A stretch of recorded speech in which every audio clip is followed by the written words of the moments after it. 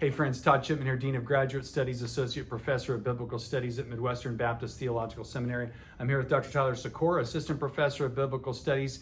We are thinking here in this interview about Dr. Sykora's research in the Sermon on the Mount. Hey, Dr. Sykora, we have read this before. You've probably taught this before. I've memorized it. But you are finishing a book manuscript on the Sermon on the Mount. Looking back, what is standing out to you now in retrospect, looking back at Jesus' great sermon? Yeah, many things could be said. One of my favorite things that I learned throughout this process and in the studies of the Sermon on the Mount is God's desire for his people to be wholly dedicated to him. W-H-O-L-L-Y.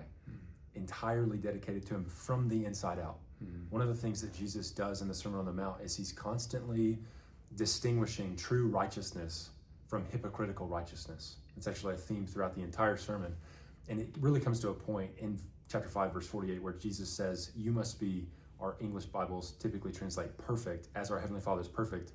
But the word there is teleos, and I think a better rendering would be whole, as your Heavenly Father is whole. And there's a whole lot that needs to be said about that. But the idea is we need to be wholly dedicated to God. As he is wholly dedicated to his own glory, to his own self, we must not be like the hypocrites and the Pharisees who do things for external reasons, like they love praying in the synagogues for man's glory. They love doing things, giving alms so that they can be praised by men. Jesus says they're going to have their reward.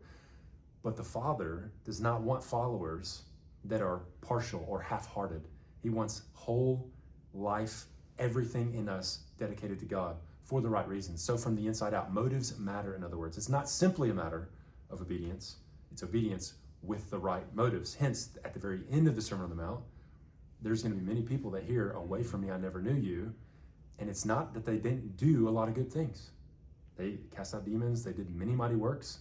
They didn't actually know Jesus. There wasn't that obedience from the inside out. So the biggest takeaway for the church, I think, in the sermon as itself, is really focused upon a wholehearted obedience to God from the inside out.